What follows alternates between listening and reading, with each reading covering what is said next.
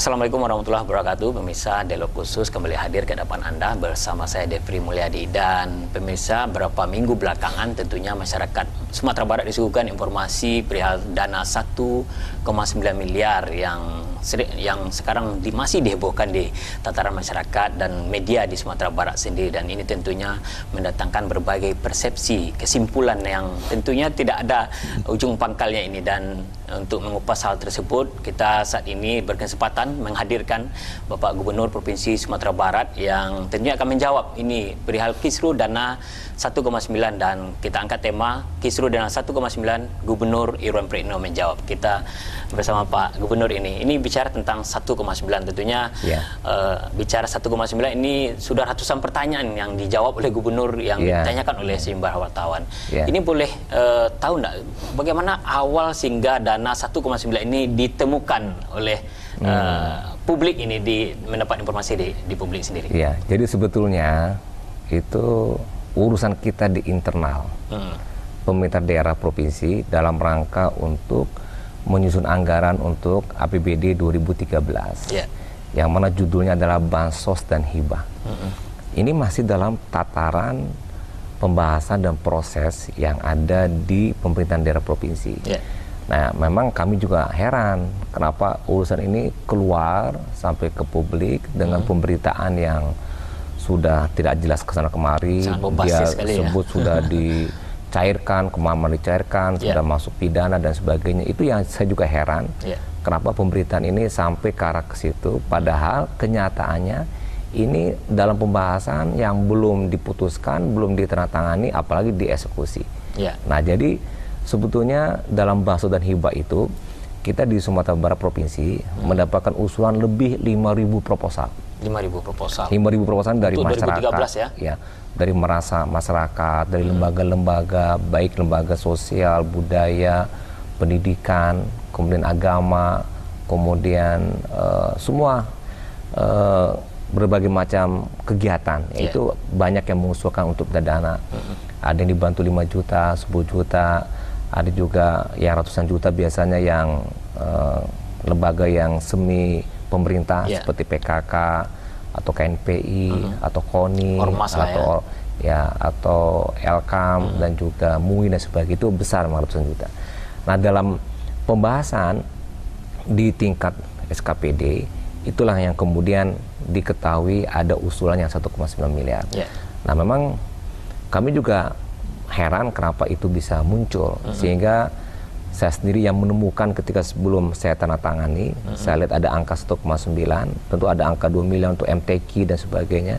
Tapi 1,9 ini setelah saya lihat ternyata untuk PKS. Nah, saya tidak jadi tentu menandatangani, dan keingintahuan saya kenapa ini bisa muncul. Akhirnya saya suruh Kepala Inspektorat Pak Erizal untuk memeriksa sampai tuntas kenapa dan bagaimana. Ternyata dapatlah informasi dari Inspektorat dalam LHP-nya, laporan hasil pemeriksaan. Semua orang-orang yang terkait diperiksa. Kenapa diperiksa? Karena ini suatu hal yang sangat berbahaya, janggal, berbahaya, dan berdampak hukum dan politik. Apalagi saya sendiri orang PKS, ini juga untuk PKS. Nah, kemudian muncullah hasil dari LHP Inspektorat. Pertama, surat masuk lewat pos. Nah, ini juga saya aneh. Saya orang PKS dapat surat dari teman-teman saya orang PKS kok lewat pos. Mesti kan langsung saja ke rumah saya, atau pakai SMS juga bisa, nelpon juga bisa, datang juga bisa, tidak perlu pakai pos. Ini kan berarti nggak jelas siapa yang pengirimnya. Saya juga aneh. Kok kenapa lewat pos? Oke, diterima. Yang menerima waktu itu? Yang menerima tentu Biro Umum, karena kan sekretariat daerah itu kan setiap suratnya masuk kan ke Biro Umum. Nah, yang menarik itu dalam amplop memang ada untuk Gubernur Sumatera Barat. Di dalam yang proposalnya lengkap. Itu betul, proposal itu ada sebetulnya. Tapi yang anehnya kan lewat pos. Tapi tidak ditujukan kepada siapa? Pada Bapak Ibu yang terhormat, titik-titik. Jadi tidak ada tujuan kepada Irwan Pritno, Gubernur, tidak ada. Dalam surat yang di dalam yang itu dikirim tersebut. Nah, karena safari dakwah, maka dianggap oleh Biro Umum ini urusannya ada di Binsos. Dibuatlah surat kirim dari Biro Umum ke Biro Bina Sosial. Ini juga salah sebetulnya. Harusnya kalau dia lihat secara betul, ini kan partai politik. Betul. Nah, partai politik Dan mestinya orang PKS malah. enggak, kalau partai politik itu bukan ke Biro Bina Sosial masuknya, harusnya ke Kesbang Linmas. Kesbang Linmas, ya. Tapi dia nggak lihat, yang dia safari dakwah, ada dakwahnya. Ya. Nah, kalau dakwah masuk ke Biro Bina Sosial. Nah, sampai di Biro Bina Sosial diproses. Ya. Nah, ini juga salah juga. Karena masuknya itu kan tertanggal 20 Desember 2012. Mestinya proposal-proposal di atas 20 Desember sudah nggak bisa dipakai lagi. Artinya udah masuk kotak secara otomatis. Itu harusnya setelah tanggal 20 Desember. Ya. 20 Desember. Mestinya nggak boleh masuk, tapi ini diproses. Ya. Nah, bahkan Kepala Biro Bina Sosial membuat pula disposisi, tidak lanjuti. Proses sesuai aturan dibuat. Nah, itulah juga dari hasil inspektorat kita dapatkan kronologisnya seperti itu. Nah, ini juga salah lagi. Kenapa uang 1,9 miliar untuk partai kok diproses? Mesti udah langsung masuk kotak pada waktu itu. Tanggal juga udah masuk kotak pada saat itu. Apalagi alamatnya Jakarta masuk kotak lagi, itu nggak boleh lagi tuh. Kemudian juga besarnya terlalu besar juga nggak mungkin juga. Itu udah masuk kotak lagi itu. Nah, dia pun bukan tugas ini partai politik, tidak sampai ke Biro Bina Sosial, harusnya ada case masuk kotak lagi itu mestinya. Ya kan, nah terus tidak lagi bertujuan nama di dalamnya. Berarti kan ini surat tidak serius nih. Tidak ada tujuan hanya kepada Bapak Ibu yang terhormat, titik-titik. Kenapa diproses? Itu juga harusnya masuk kotak juga. Nah, banyak alasan, setidaknya ada 7 alasan itu tidak perlu diproses di awalnya. Ya karena partai politik, kemudian juga tanggal masuk ke sudah lewat, alamatnya tidak di Sumatera Barat, kemudian juga harusnya kepada Kesbang Linmas, bukan ke Binsos, ya kan. Dan kemudian juga pertimbangan dari besarannya terbesar, kemudian juga ruang lingkupnya, dan banyak lagi beberapa yang menjadi catatan begitu. Tapi ternyata diproses. Nah, ini kelalaian pertama. Nah, ketika kelalaian pertama diproses, di bawah pun diproses juga. Nah, diketiklah oleh orang di bawah. Staf ketik. Nah, setelah diketik, kemudian dibawa lagi ke atas untuk kemudian disposisi, bahkan ditandatangani untuk dikirim ke DPKD. Baik. Nah, dari DPKD memang kemudian DPKD tidak punya tugas untuk melakukan verifikasi. Karena verifikasi itu ada di SKPD menurut Permendagri nomor 32 dan 39 itu masuk ke SKPD. Nah, SKPD lah yang melakukan rekomendasi dan verifikasi, bahkan mengecek, melihat, membatalkan, mengusulkan dan rekomendasi. Nah, ini tidak dilakukan. Di sini ada semacam anggapan bahwa ini terjadi keteledoran. Keteledoran tidak hanya di Biro Binsos, tapi di Biro Umum, dan juga yang banyak jadi sasaran itu adalah Sekda ini sebagai ketua TAPD. Ini sejauh mana Pak Gubernur melihat kinerja dari Sekda sendiri terhadap pengawasan untuk menggolkan anggaran ini gitu? Ini anggaran ini belum digolkan. Anggaran ini masih di pembahasan di TAPD. Jadi TAPD masih belum salah karena masih dalam proses pembahasan. Nah, jadi dari surat yang diusulkan oleh SKPD tadi tentang ada angka rupiah 1,9 itu baru masuk ke TAPD. Nah, di TAPD itulah dalam rentang pembahasan itu saya juga ikut karena saya juga adalah pengarah TAPD dan juga berkepentingan mau menandatangani. Saya cek satu-satu. Nah, dalam rentang itulah ditemukan. Jadi kalau sudah lewat dari situ dan sudah saya tandatangani, baru saya juga bertanggung jawab, TAPD juga bertanggung jawab. Ini kan masih belum, masih dalam tataran pembahasan. Nah, memang ada pertanyaan, misalnya sudah keluar bukunya, ada buku 3. Buku 3 itu isinya lampiran 3 dan 4 itu Bansos dan Hibah. Memang buku itu dikeluarkan karena tuntutan permintaan setelah Pergub 4 Januari saya tandatangani Pergubnya. Buku 1 itu mengenai SKPD nggak ada masalah karena program-program semua, dan buku 2 juga sudah nggak ada masalah. Itu saya tandatangani. Nah, buku 3 ini karena masih belum tuntas. Tapi dia harus terlampirkan juga. Maka dilampirkan dalam komitmen kepada Kemendagri pun kita beritahu ke Pak Hamdani, ini masih proses. Karena dari SKPD masih banyak juga yang mengusulkan, dari DPRD, dari masyarakat banyak. Nah, ini masih dalam pembahasan. Belum saya tandatangani. Nah, itulah yang kemudian tersebar ke DPRD juga, ke publik, bahwasanya itu udah ada dalam buku, betul. Tapi lihat di ujungnya ada nggak tanda tangan? Saya nggak ada tanda tangannya. Nah, kalau Pergub ada. Jadi itu masih dalam pembahasan. Nah, ketika dalam pembahasan itulah muncul kesalahan itu. Pembahasan setelah ketok palu ini ya? Enggak, lain lagi. Kalau ketok palu itu Perda APBD. Itu sudah tanggal 21 Desember sudah ketok palu dengan DPRD 21 Desember 2012. Ya. Kita kirim ke Mendagri, selama seminggu dikoreksi, tanggal 28 Desember kembali kemari untuk diperbaiki.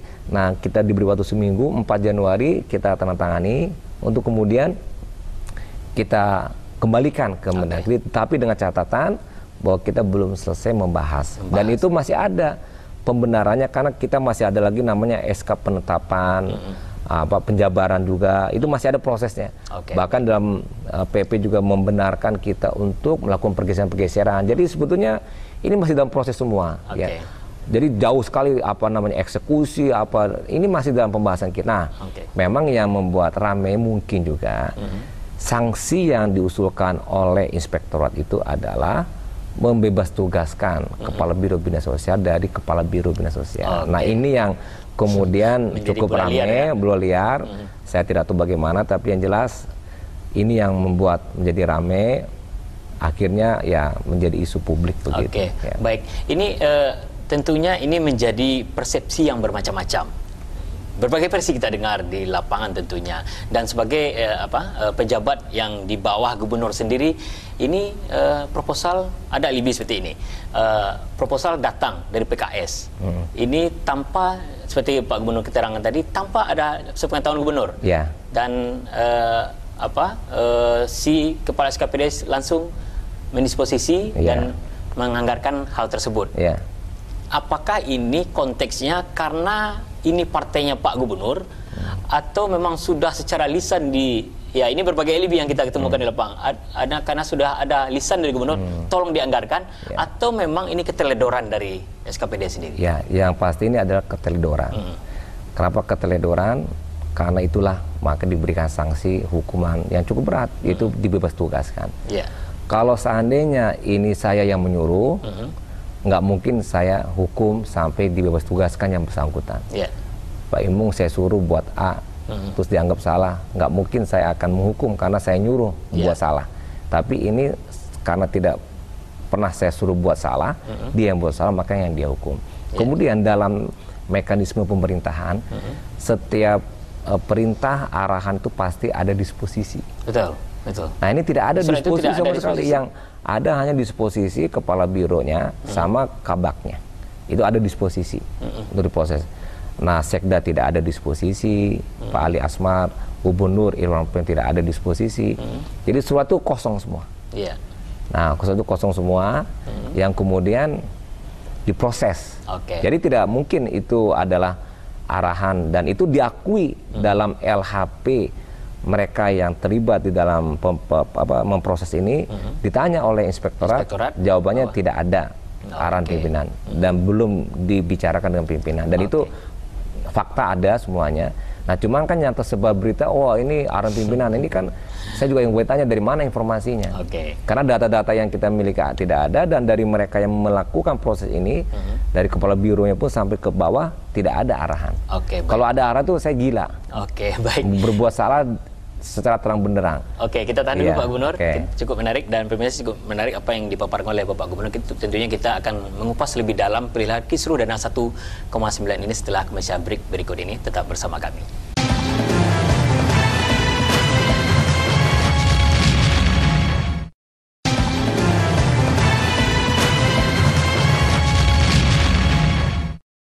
Ya, baik pemirsa, kita kembali lagi dalam dialog khusus dengan tema dana kisruh 1,9 miliar Gubernur Irwan Priyetno menjawab. Ini kita kembali ke Pak Gubernur ini. Seputan yang luar biasa ini, suhu yang cukup panas itu terjadi di Dewan DPRD. Karena anggapan bahwa Dewan kecolongan dana 1,9. Mereka tidak pernah membahas ini. Ternyata teranggarkan. Ini seperti apa tanggapan dari Pak Gubernur? Kalau Dewan merasa kecolongan, kami juga masuk kecolongan. Jadi sebetulnya ini kan sesuatu yang tidak kita ketahui dari awal. Dan ini muncul mendadak begitu. Oleh karena itu kita langsung buat tindakan. Tindakan cepat, kita suruh periksa inspektorat dan kemudian muncul data dari yang dikumpulkan bersangkutan salah, terus ada sanksi yang diberikan. Kalau di DPRD memang adalah lembaga politik, jadi tidak ada masalah. Dinamika yang muncul dari DPRD, baik juga komentar-komentar teman-teman DPRD itu merupakan suatu bentuk pengawasan kepada pemerintah, karena fungsinya karena fungsinya, sehingga demikian ya kami menerima dan kami jelaskan apa yang dia minta, data yang minta kita beri, kalaupun nanti kita dipanggil ya kita datang, kalaupun nanti diminta beberapa pertanyaan ya saya akan menjawab gitu. Jadi sebetulnya memang dinamika politik, apalagi tahun 2013 ini memang tahun politik. Jadi segala sesuatu bisa dipolitisasi dibuat politik, walaupun ya mungkin masyarakat bisa juga mendapatkan informasi yang tidak begitu tepat. Oke, baik. Ini ada anggapan juga di lingkungan eksekutif, legislatif, Dewan sendiri ini bahwa tindakan gubernur menonjolkan dalam tanda kutip Pak Jafrinal ya, kepala Biro Binsos, ini tindakan gubernur mencuci tangan katanya. Ini seperti apa? Sebetulnya malah jadi bingung. Mencuci tangan dalam arti apa gitu ya. Artinya kalau seandainya yang bersangkutan diperiksa oleh inspektorat dan terbukti ada kesalahan, kita ada mekanisme dalam Pergub dan juga dikuatkan dari atas PP dan Permendagri berkaitan dengan masalah pembebas tugasan seorang PNS, tidak hanya sanksi dalam bentuk kesalahan tapi juga kinerja. Dan ini kita lihat sudah mencukupi persyaratan itu. Justru berpikirnya terbalik, bahwasanya gubernur bersikap tegas terhadap sesuatu yang tidak tepat ya diluruskan begitu. Dan ini juga menjadikan suatu bagian dari pembelajaran buat SKPD yang lain. Coba kalau dibalik, kalau misalnya gubernur yang menyuruh staf melakukan sesuatu dan dilakukan sesuatu, kenapa dihukum? Mesti dilindungi. Jadi logikanya kalau kepala Biro Bina Sosial saya menyuruh, berarti saya lindungi dia, saya pasang badan. Kalau tidak yang bersangkutan akan bernyanyi bahwa dia disuruh. Disuruh ya, betul. Karena dia dihukum. Dia Masa cuci tangan, kasihan yang bersangkutan jadi korban kalau dia tidak bersalah. Apalagi karirnya masih muda. Bagus gitu ya. Dan itu terbalik itu. Artinya justru cara berpikirnya terbalik. Bahwasanya yang bersangkutan tidak mungkin mau dikorbankan. Sekarang saja pun ada perlawanan, dalam arti tidak setuju bahwa itu dilakukan kepada yang bersangkutan. Oke, baik. Ya, apalagi kalau misalnya dia disuruh, malah semakin menyatakan kemana-mana bahwa saya kok disuruh malah saya dihukum. Ternyata kan tidak. Artinya terbalik cara berpikirnya. Justru itu adalah suatu bentuk sanksi yang diakibatkan kelalaian begitu. Ya, tentunya dalam menciptakan clean governance dan good governance ini menjadi hal yang biasa gitu ya, memberikan sanksi jika terjadi kesalahan. Ini tentunya secara lisan, secara kelembagaan, tentunya gubernur juga telah menjelaskan kepada Dewan tentunya. Dan isu yang berkembang saat ini adalah di mana Dewan akan menggelar hak angket ini sekaitan dengan temuan 1,9 miliar tersebut. Ini seperti sejauh mana kesiapan gubernur sendiri menghadapi hal tersebut? Ya, kalau dari kita atas nama Pemda, Sekda tentu sudah menjelaskan, karena juga pada saat ini bergulir juga ditanya oleh pimpinan fraksi, pimpinan DPRD dan juga dalam beberapa rapat di Dewan sudah dijelaskan. Namun demikian lagi-lagi saya katakan bahwa DPR itu kan lembaga politik, dinamikanya cukup kuat, sehingga suatu hal yang wajar bagi kami kalau kemudian ingin lebih mendalam mempertanyakan ya apakah namanya angket atau pansus atau interpelasi, itu kan hak-hak yang ada pada DPRD. Silakan kalau di sana melakukan berbagai pertanyaan dan kegiatan, ketika itu terjadi ya kita akan respon. Kalau kita diundang datang, ditanya pun kita akan jawab. Dan kalau minta data kita beri data begitu. Kita akan memberikan data gitu ya? Ya, karena kami melihat tidak ada apapun.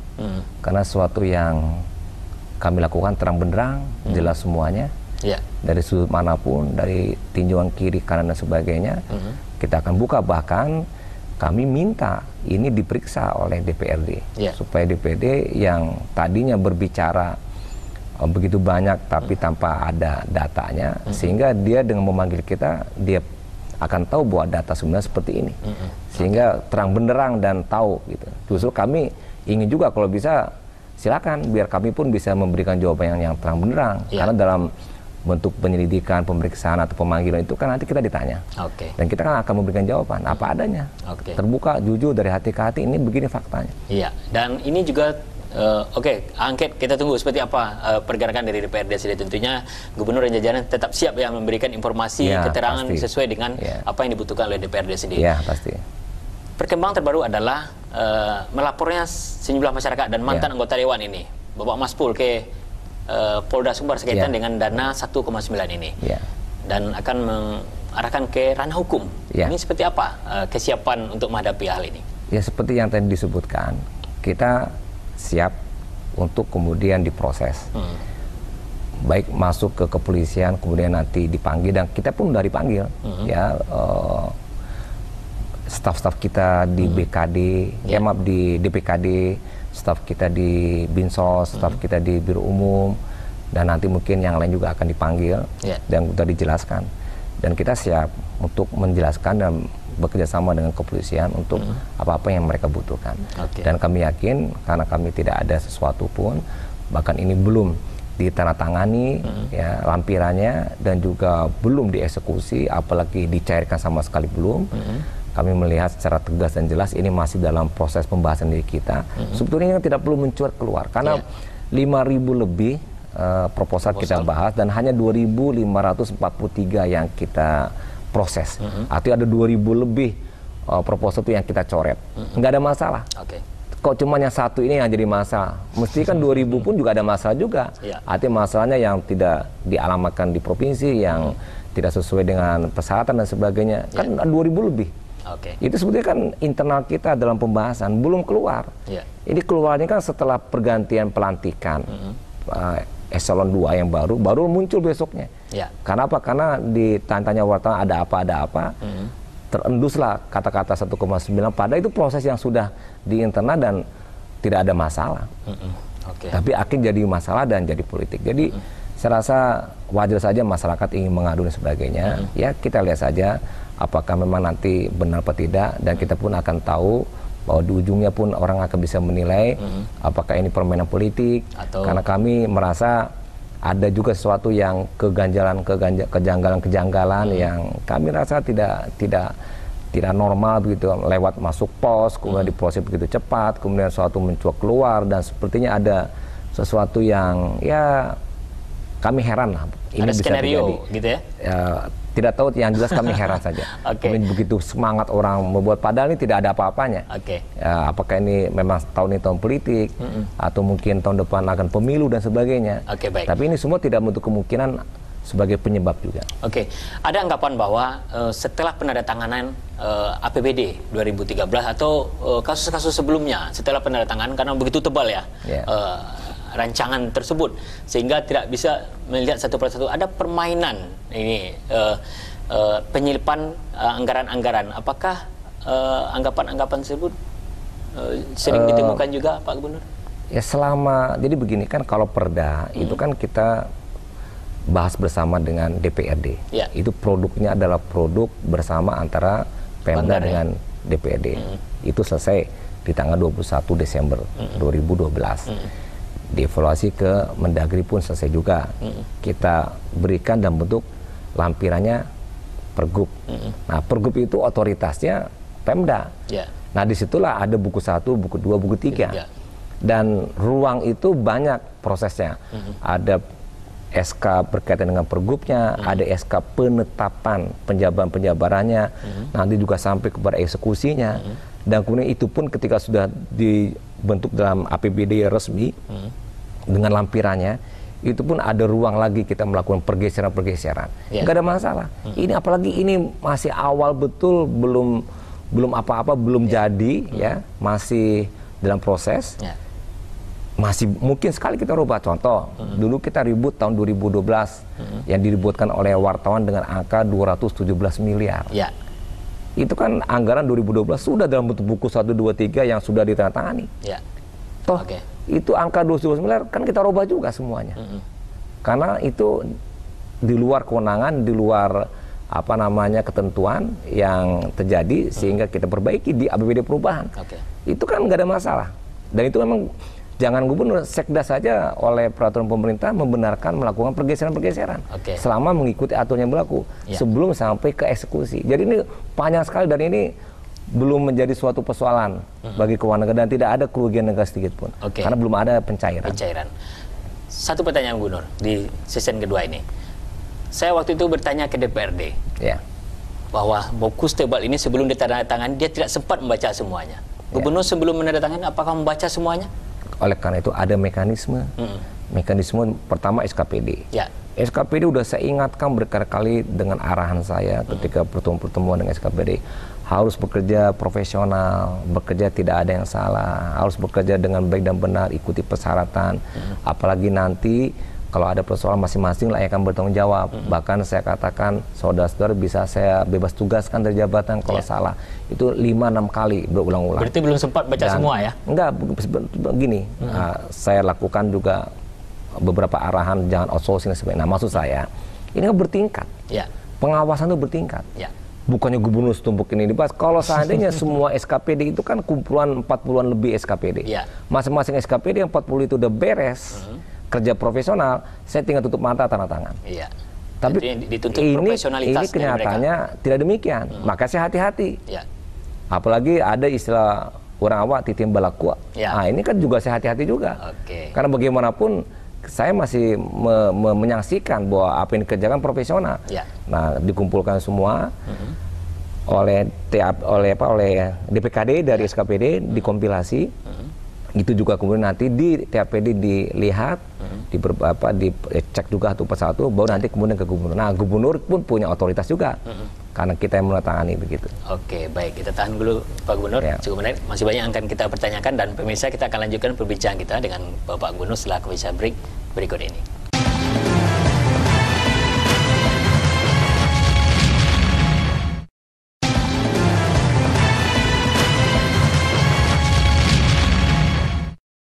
Ya, baik pemirsa, kita akhirnya tiba di segmen terakhir ini, segmen ketiga, tetap dengan tema Kisruh dan 1,9 Gubernur Iwan Pritno menjawab. Kita kembali ke Pak Gubernur ini. Bicara tentang rentetan ini sangat luar biasa. Bicara tentang Kisruh 1,9 tadi. Sebelumnya ada pedal kasus secara nasional ya, dan ini berentet ke 1,9 yang menjadi isu yang cukup panas juga di Sumatera Barat. Ini sebagai kader dari PKS sendiri. Dan tentunya banyak juga yang duga-duga ini ada unsur politik, unsur apa, ada skenario besar di balik ini. Sebagai orang politik, Anda melihat ini ada skenario politik? Memang dibedakan antara pertama profesional, profesionalisme dan juga pendekatan politik. Kalau pendekatan profesional, kita sudah lakukan melalui inspektorat, memeriksa semua yang terlibat dan terkait, dan memang disebut ada kelalaian. Ada kelalaian dan ada kekhilafan sehingga ada beberapa tindak lanjut setelah itu. Ini berarti tidak profesional. Tapi secara politik, tentu di balik kelalaian itu apakah ada yang mempolitisir? Tapi saat ini kalau saya melihat, kalau kenyataannya mungkin lalai. Tapi berita inilah kemudian dipolitisir. Sehingga heboh tak kemana-mana. Para pakar pun mengomentari. Semua orang mengomentari. Saya pun kadang-kadang tertawa dalam hati. Kok orang ngomong A, yang ditanya B, komentari C, yang ditanya B, apa yang ditanya, apa yang dijawab, nggak nyambung. Jadi itulah kejadiannya saat ini, yang saya lihat bahwa antara pertanyaan, antara fakta, antara kenyataan itu dikomentari dengan sesuatu yang jauh nggak nyambung. Sebagai contoh misalnya ada yang sudah menuduh pidana, sudah menuduh ini eksekusi, mana ada eksekusi, uang belum dicairkan dan juga masih dalam pembahasan. Dalam arti pembahasan ini adalah masih dalam proses. Memang sudah selesai, kita menandatangani pergubnya. Tapi kenyataan di lapangan itu kita belum menuntaskan. Karena 5.000 dibahas dalam 1-2 hari nggak bisa. 5.000 proposal, itu prosesnya. Itulah ditemukan di situ. Dan gubernur yang menemukan. Arahan gubernur tidak ada disposisi, tidak ada arahan, dan itu diakui oleh yang bersangkutan masing-masing pun ketika diperiksa ada dalam LHP-nya, ditandatangani di atas materi, itu juga ada begitu. Berarti lebih besar human error-nya atau politik? Kalau dua hal, pertama memang human error terjadi karena ketidakprofesionalan. Semua yang terkait tidak 1-2 orang, tapi beberapa orang. Dan yang kedua, pemberitaannya dipolitisir. Kenapa dipolitisir? Karena sesuatu yang tidak ada diadakan, sesuatu yang nggak jelas tapi sesuatu yang tidak sesuai dengan kenyataan. Silakan mungkin dengan apa yang saya sampaikan melalui Padang TV dan mereka yang baca koran sebelumnya tentu bisa dikonfrontir yang mana sebetulnya. Oke, baik. Ini bicara tentang saya membaca tulisan Anda hari Jumat lalu. Oh iya. Bihar kesabaran. Ya, sabar. Tidak ada batasnya. Ya. Tentunya Anda sebagai orang politik. Ya. Apakah ada pergerakan politik juga yang akan Anda lakukan untuk 1,9 ini? Sebetulnya artikel saya berkaitan dengan sabar itu adalah jawaban dari begitu banyak reaksi orang terhadap tanda kutip politisir yang tadi itu. Perlu diketahui juga saya punya keluarga, saya punya teman-teman dekat, punya simpatisan, punya pendukung, dan cukup banyak. Terbukti saya jadi gubernur dipilih oleh mereka. Itu mereka itu tidak tahan, tidak sabar dan ingin membalas. Bahwa ini jangan diam saja. Pak Gubernur jangan diam saja. Ini Bapak dipolitisir, Bapak dikriminal, Bapak dijelekan, di apa segala macam. Saya capek juga menjelaskan sabar. Sabar, tidak perlu bereaksi. Tidak perlu berkomentar, tidak perlu membalas orang jahat dengan kejahatan. Tidak perlu orang berbuat fitnah dengan fitnah pula. Orang dosa masa kita buat dosa juga. Jadi begitu banyak, termasuk kalangan wartawan yang pendukung saya juga banyak. Dia ingin mau juga membalas dalam bentuk berita dan sebagainya. Para pakar, narasumber di perguruan tinggi juga sama. Sehingga terbersitlah dalam saya buatlah artikel untuk memberikan jawaban kepada semua teman-teman. Nah, inilah sikap saya. Bahwa saya tidak akan melawan, biarlah Allah yang melawan. Saya tidak akan menghadapi dengan konspirasi, biarlah Allah yang melakukan konspirasi. Karena dalam Al-Quran tidak dibenarkan kita melakukan konspirasi. Karena konspirasi tidak baik. Ada 14 ayat Al-Quran dalam Al-Quran yang menyebutkan tentang konspirasi. 4 itu Allah sendiri melakukan. 10 itu orang-orang yang tidak beriman, termasuk orang Islam yang munafik. Itu yang mereka lakukan. Tapi pembalasan yang paling hebat adalah pembalasan dari Allah. Jangan pula kita manusia membalas, karena kalau kita membalas berarti kita berbuat tidak baik juga. Karena kejelekan, kalau dibalas dengan kejelekan lagi, kita akan dapat dosanya. Intinya tetap sabar gitu ya. Sabar memang tidak ada batasnya. Sampai terus, dan sabar itu ada kekuatan. Sabar itu adalah perlawanan. Sabar itu adalah juga tidak duka cita, tidak wahan, dan ayat Al-Quran juga banyak menyebutkan. Jadi biarlah Allah yang membalasnya, dan saya yakin, seyakin-yakinnya Allah pasti akan membalas, dan Allah adalah adil. Orang yang jahat akan dibalas dengan kejahatan. Baik. Ini di luar konteks pembicaraan 1,9 tadi. Baru saja ditandatangani Pergub Perjalanan Dinas. Saya lihat datanya, Gubernur mendapatkan jatah 8 juta. Ini apakah angka ini tidak terlalu besar? Karena di DPRD hanya 1 juta loh. Jadi begini, ada peraturan Menteri Keuangan yang harus kita ikuti oleh Gubernur, Bupati, Wali Kota se-Indonesia. Kami membuat pergub itu sesuai dengan arahan Menteri Keuangan dan juga Menteri Dalam Negeri. Yang mana meminta kita membuat pergub dengan standar biaya yang telah dikeluarkan dalam bentuk peraturan Menteri Keuangan. Tentu mereka melakukan kajian, penelitian dan sebagainya, sehingga muncul angka-angka rupiah. Jadi perlu ditegaskan bahwa angka-angka rupiah yang terkait dengan perjalanan dinas itu bukan buatan Gubernur Sumatera Barat, tapi buatan peraturan Menteri Keuangan yang kemudian dikenakan kepada semua kita. Kami pun sudah konsultasi dengan BPK. Apakah ini bisa dikurangi, bisa ditambahkan? Tidak bisa. Karena ini sudah peraturan Menteri Keuangan, gunakan saja. Toh itu namanya plafon. Bukannya dipakai, misalnya contoh disebutkan penginapan 8 juta. Itu adalah plafon. Plafonnya. Kalau dipakai 1 juta, ya 1 juta nggak dipakai semuanya. Uangnya nggak dipakai, tetap uang negara. Seperti contoh misalnya yang sudah berjalan hampir 3 tahun, saya sebagai gubernur, plafon saya naik pesawat bisnis kelas. Itu plafonnya bisnis kelas. Tapi saya nggak pernah naik bisnis kelas. Saya naik ekonomi terus. Jadi kalau misalnya saya naik ekonomi 800.000 atau 600.000, ya sudah dibayar hanya 600.000. Uangnya masuk ke negara. Tapi kalau misalnya saya naik bisnis kelas ya 2,7 juta, ya dipakai untuk Garuda, untuk pesawat. Nah, jadi itu plafon. Termasuk juga misalnya penginapan. Oleh peraturan Menteri Keuangan disebutkan di Jakarta pejabat negara yaitu gubernur dan wakil gubernur itu 8 jutaan. Nah itu kalau dipakai, kalau saya hanya pakai yang 1 juta ya 1 juta, 7 jutanya nggak dipakai kembali ke negara, bukan masuk ke kantong saya. Intinya tidak masuk ke kantong pribadi. Jadi 8 juta itu sangat tidak mungkin dipakai. Karena apa? Karena itu hanya plafon. Ada kalau seandainya saya perlu suite room dengan ruang rapat, dengan ruang pertemuan dan sebagainya karena memang ada kegiatan, ada plafon itu bisa dipakai sekali-sekali sehingga dengan demikian bisa termanfaatkan dan efektif bekerja sebagai gubernur. Nah, jadi itu adalah peraturan Menteri Keuangan, bukan dari gubernur, dan itu memang hanya untuk gubernur dan wakil gubernur, tidak banyak, dan itu bukan kita ngatur, dan juga DPRD 1 juta karena memang diatur demikian, dia bukan pejabat negara, disamakan dengan eselon 1 sekda, dan kemudian uang itu adalah real cost, at cost, jadi dipakai sekian dibayar, selebihnya kembali ke negara, bukan ke kantong saya. Jadi nggak ada 1 sen pun masuk ke kantong. Karena laporan keuangan jelas kan? Iya, begitu. Oke, baik. Waktu yang membatasi kita, Pak Gubernur, tentunya ada semacam harapan yang himbauan terutama kepada SKPD supaya jangan terjadi human error lagi. Silakan.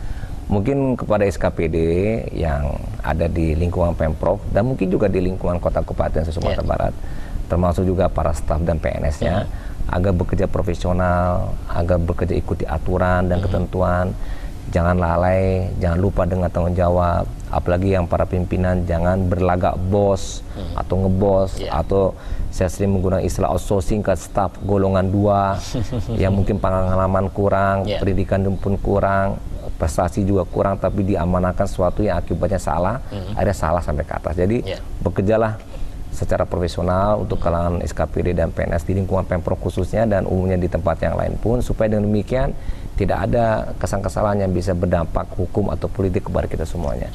Nah, kalau masyarakat, tentu kami juga mohon maaf kalau seandainya berita-berita ini membuat masyarakat menjadi resah, gelisah, padahal ini sebetulnya sesuatu yang tidak seperti apa yang sebenarnya. Oleh karena itu ya pilih-pilihlah informasi untuk dijadikan sebagai sikap.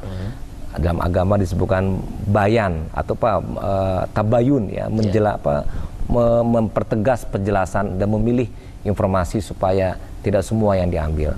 Ini juga melihat bagaimana tahun ini tahun politik yang mungkin akan banyak terjadi berbagai isu-isu sebagai suatu komitmen dan juga sesuatu yang perlu dihadapi oleh para masyarakat sendiri dengan rasional, objektif berpikir. Dan kami sangat bangga dengan warga Sumatera Barat yang masih tetap berpikir rasional dan juga egaliter, demokrasi juga cukup bagus. Oke, baik. Terima kasih waktunya, Gubernur. Sudah menjelaskan kepada kami dan pemirsa Berang TV. Dan kita akan bertemu lagi di lain waktu. Dan pemirsa, tentunya apa yang dipaparkan oleh Gubernur Sumatera Barat, Bapak Iwan Pritno, setidaknya menjawab keraguan masyarakat, kesimpang siuran informasi yang berkembang, dan tentunya ada kepentingan yang lebih besar yang perlu kita pikirkan, yaitu adalah mencerdaskan dan mensejahterakan masyarakat Sumatera Barat. Saya Devri Mulyadi, terima kasih atas perhatiannya. Wassalamualaikum warahmatullahi wabarakatuh.